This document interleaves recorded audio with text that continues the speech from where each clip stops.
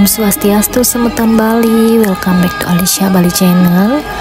Pada kesempatan kali ini, Mbok Kade akan menceritakan tentang sejarah atau filosofi Ngaben yang berhubungan dengan cerita Mahabharata, kematian Resi Bisma.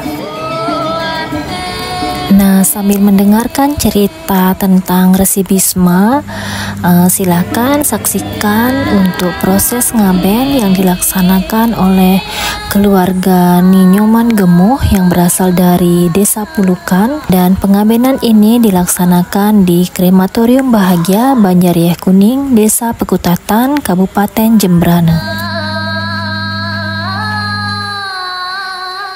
Nah, pengabenan ini dilaksanakan ngelanus atau dalam satu hari. Pengabenan ini mengacu pada sastra agama lontar kramaning aben ngelanus atau yang disebut dengan ngaben ngelanus tandang mantri, yaitu proses pengabenan dan pemukuran yang dilaksanakan dalam satu hari.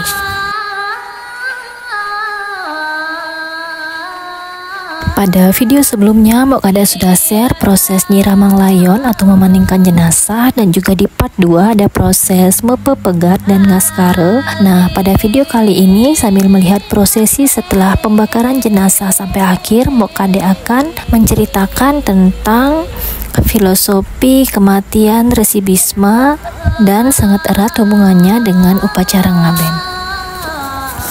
Sebelum lanjut nonton videonya, jangan lupa di like, komen, dan subscribe, serta di share di media sosial kalian supaya Alicia Bali Channel bisa semakin berkembang dan Mbok Kade bisa lebih bersemangat untuk memberikan cerita-cerita sejarah dan tradisi di Bali.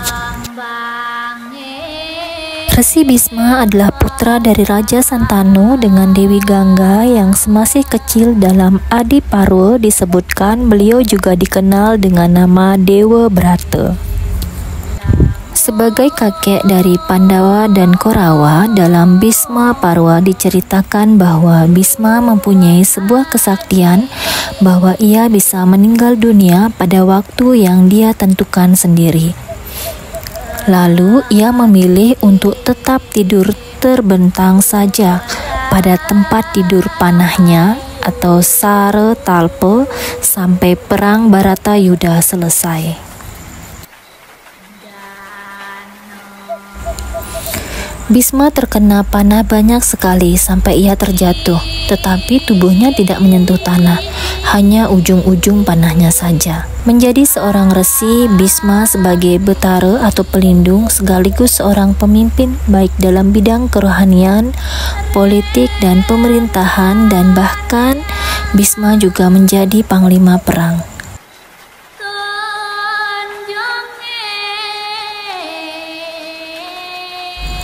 Namun sebagai seorang kesatria, sebelum terjadi Baratayuda, dalam Udyoga Parwa disebutkan bahwa sebenarnya Bisma sudah menasihati sebelumnya agar perang Baratayuda tidak terjadi dan diupayakan penyelesaian damai. Bahkan Begawan Krishna pun berperan sebagai duta untuk menengahi konflik antara para Korawa dan para Pandawa. Tetapi ia malah akan dibunuh Korawa, hingga akhirnya perang besar pun tak terelakkan dan merenggut banyak korban. Dalam filosofi pengabenan dari gugurnya Resi Bisma tersebut, sebagaimana dijelaskan bahwa pengabenan umat Hindu Dharma menggunakan filosofi yang diambil dari gugurnya Resi Bisma dalam perang Baratayuda di tengah Kurusetra.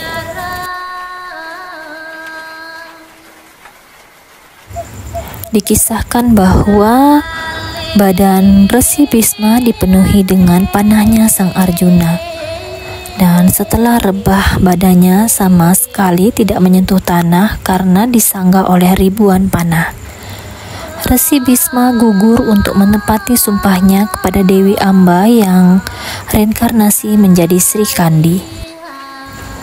Senjata Sri Kandilah yang pertama kali menembus kekebalan badan Resi Bisma.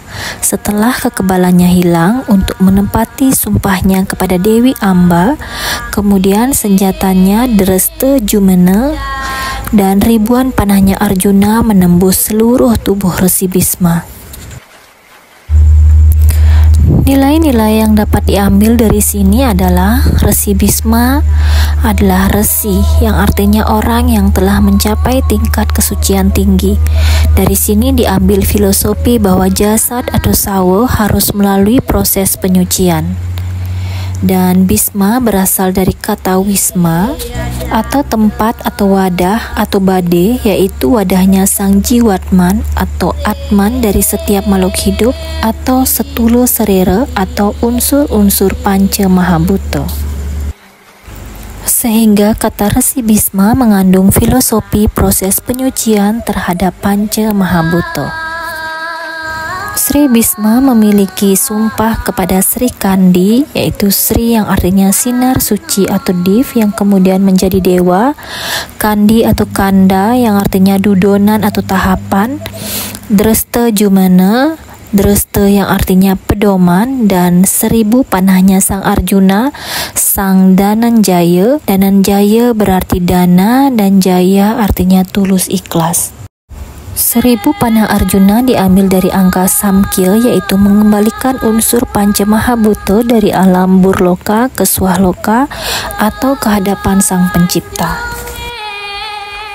Mohon toya pemanah atau toya manah, dan air minum yang diminta oleh Resi Bisma diberikan oleh Duryodhana mempergunakan sebuah kundi manik sebagai simbol indriya, ditolak oleh Resi Bisma sebagai simbol penolakan indriya atau tidak lagi ngulurin indriya. Lalu Resi Bisma minta kepada Arjuna untuk digunakan sebuah anak panah, artinya manah, intuisi atau keneh atau suara hati, air muncrat dari tanah atau air kelebutan, dan ini merupakan dasar filosofi manah toya.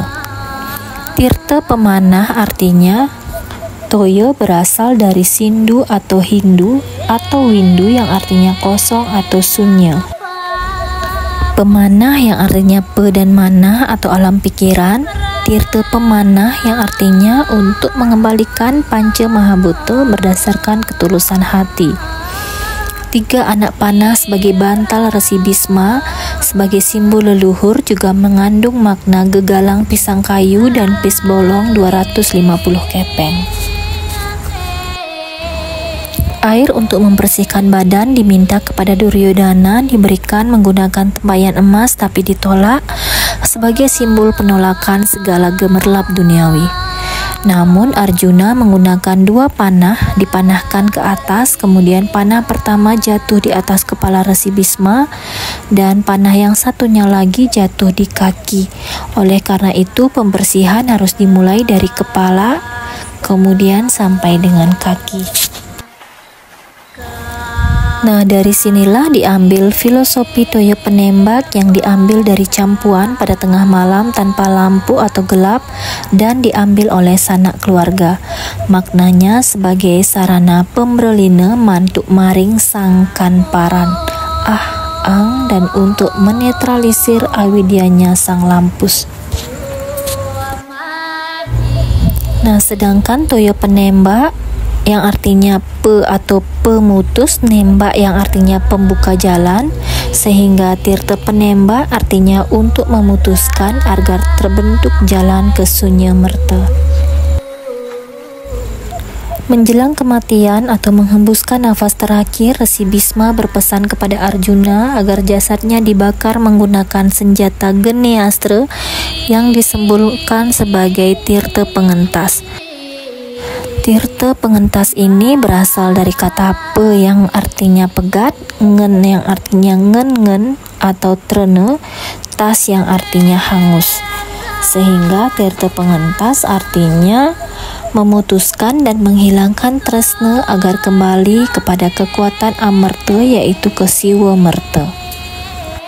Senjatanya yang dipakai oleh Arjuna yaitu Dresta Jumana sebagai penglukatan, yang artinya Dresta juga artinya sima atau sebagai pedoman adat, Jumana atau jumeneng yang dikukuhkan sebagai pedoman.